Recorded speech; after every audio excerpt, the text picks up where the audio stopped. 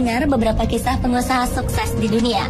Tapi tahukah pemirsa bahwa ternyata untuk meraih kesuksesan tidak harus dengan uang yang besar. Dibutuhkan tekad kuat, kemauan untuk maju, usaha tak kenal lelah, disertai dengan ide-ide sederhana dan inovatif. Plus doa kepada Tuhan, niscaya seseorang bisa meraih kesuksesan. Dan kali ini, On The Spot akan merangkum beberapa kisah mereka dalam orang-orang sederhana yang sukses.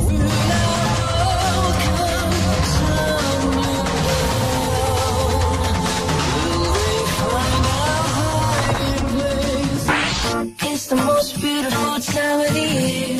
Lights fill the streets, spreading so much cheer. Keterbatasan biaya dan kurangnya fasilitas nyatanya tak mampu meredam impian dan tekad bulat seseorang untuk meraih kesuksesan.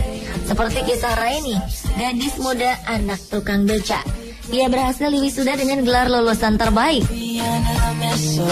Segala keterbatasan Raini beserta keluarga tidak menjadi halangan baginya untuk terus mengejar impiannya menjadi seorang guru. Lulusan jurusan pendidikan akuntansi Universitas Negeri Semarang ini mendapat dukungan penuh dari keluarganya untuk terus berusaha mengejar impiannya. Sang ayah, Mugiono, rela pensiun dini dari pekerjaan sebelumnya hanya untuk mendapatkan uang pesangon demi membiayai kebutuhan perkuliahan anaknya dan memilih menjadi tukang beca.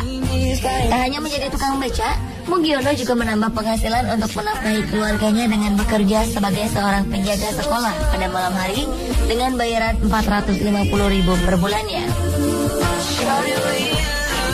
Melihat pengorbanan orang tuanya yang begitu besar untuk masa depannya, Raini tak menyia-nyiakan kesempatan.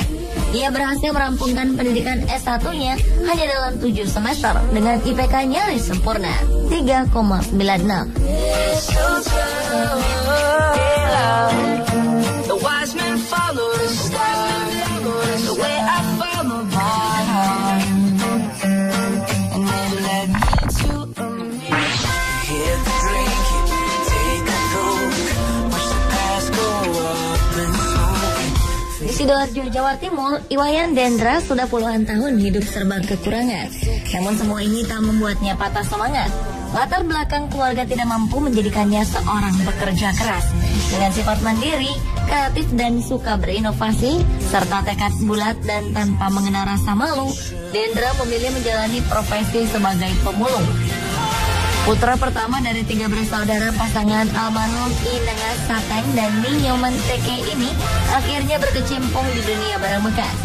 Meski dibutuhkan tenaga ekstra, Dendra tetap semangat mendatangi sebuah pabrik hanya untuk mencari limbah dan sampah bekas. Namun siapa sangka usahanya ini membawa dirinya menjadi seorang pemulung sukses dan mampu mengumpulkan keuntungan hingga puluhan juta rupiah per minggunya. Bapak 5 anak ini tak merasa malu akan pekerjaan yang mengharuskan dirinya berkecimpung dengan sampah dan barang bekas. Tidak hanya itu, ia juga sukses menjadi anggota legislatif di Sidoarjo, menjabat sebagai ketua DPC sebuah partai dan juga sebagai koordinator pemulung di Sidoarjo.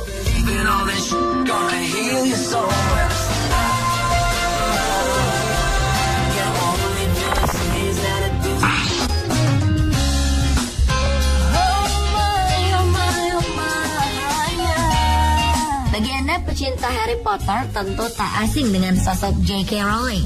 Perempuan kelahiran Inggris ini hanyalah gadis biasa yang menemukan kecintaannya pada bidang menulis, khususnya cerita-cerita fantasi. Hingga pada Desember 1990, Rowling harus merelakan ibunya dipanggil oleh Yang Kuasa. Sejak saat itu ia pindah ke Porto, Portugal untuk mengajar bahasa Inggris. Hidup yang ia jalani tidaklah istimewa. Rowling hanya menghabiskan waktunya untuk menulis novel di kafe-kafe. Rowling muda bahkan sempat didiagnosis menderita depresi klinis dan sering mencoba untuk bunuh diri lantaran kisah asmaranya yang kandas. Dan dengan perpaduan bakat dan tekad, ia mampu untuk melewati semua tekanan yang ia alami. Kini berkat kesuksesan novel-novelnya, ia hidup sejahtera.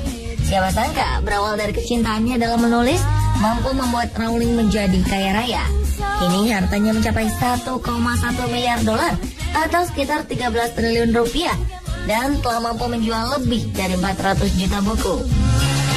Oh yeah,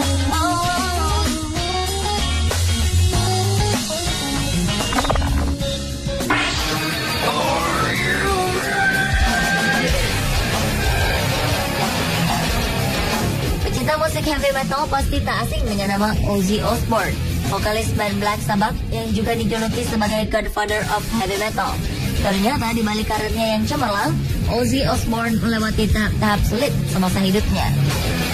Lahir di Aston, Inggris, Ozzy tumbuh dalam lingkungan yang jauh dari kata cukup. Bekerja sebagai pembuat perkakas, orang tuanya bekerja keras untuk menghidupi Ozzy dan 5 saudara kandungnya. Selain itu, Ozzy juga penderita disleksia dan tidak mampu menunjukkan prestasi yang baik di sekolah, sehingga ia lebih melirik ke kegiatan ekstrakurikuler seperti musik dan drama.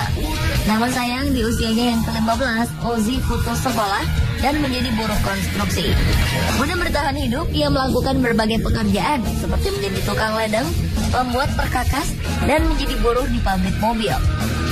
Pengalaman hidupnya ini membuat Ozzy membulatkan tekadnya meraih mimpi menjadi seorang penyanyi. Dengan usaha dan bantuan dari teman-temannya, Ozzy mampu membuat bandnya sendiri, Black Sabbath. Hingga kini Ozzy masih terus berkarya. Ia telah menghasilkan 9 album studio, 3 album live, dan single-single yang masuk di peringkat atas tangga lagu di Inggris.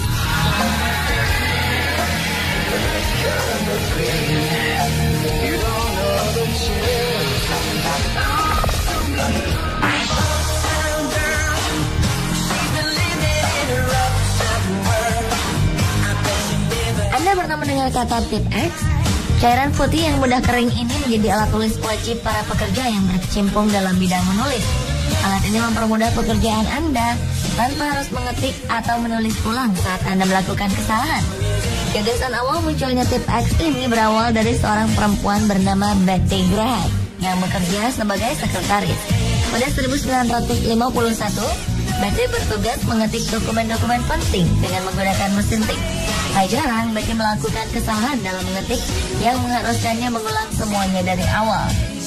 Hingga pada suatu hari, Betty mengusung ide brilian dengan meramu cat putih dan kuas kecil. Betty mengoleskan cat ramuannya ini setiap kali ia melakukan kesalahan. Dan cat putih dengan kuas kecil yang ia beri nama Mistake Out ini sangat disukai teman-temannya. Semuanya ini membuatnya mendapat dorongan dari para kerabat. Hingga akhirnya Betty memutuskan untuk mendirikan usahanya sendiri dengan membangun sebuah pabrik Mistake Out. Pada 1972, usahanya mampu menjual setidaknya 5 juta botol Mistake Out setiap tahunnya.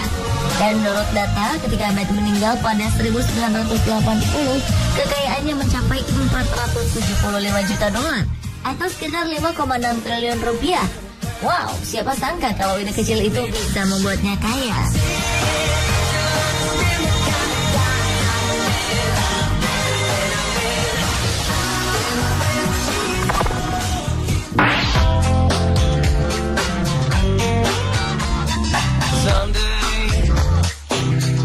Rockefeller lahir di Richford, New York dan memiliki 5 saudara. Keluarganya hidup sangat sederhana. Ayahnya adalah seorang pedagang keliling. Rockefeller kecil sering berjualan permen, bahkan menjadi pembantu di rumah para tetangganya. Setelah lulus dari bangku sekolah, Rockefeller mendapat pekerjaan di perpustakaan dengan penghasilan hanya $50 per 3 bulan atau hanya sekitar Rp600.000 pada saat itu. Di usianya yang masih sangat muda, Rockefeller merupakan pekerja keras. Ia selalu berpikir matang-matang sebelum bertindak. Setelah beberapa kali bekerja serabutan, ia akhirnya memiliki pekerjaan tetap sebagai asisten penjaga toko. Dan dengan tekad kuat untuk maju, ia memilih untuk mendirikan usaha bersama temannya, Maurice B. Clark. Keduanya membangun usaha kilang minyak yang dikerjakan secara manual bersama-sama dengan 2 karyawannya. Dari hasil pendapatannya, Rockefeller mampu membeli perusahaan Clark Brothers dan menamainya Rockefeller and Andrews. Terus-menerus menekuni bisnis yang ia bangun dari dasar, kini Rockefeller mampu mendirikan perusahaan Standard Oil dan menjadi miliarder pertama di dunia.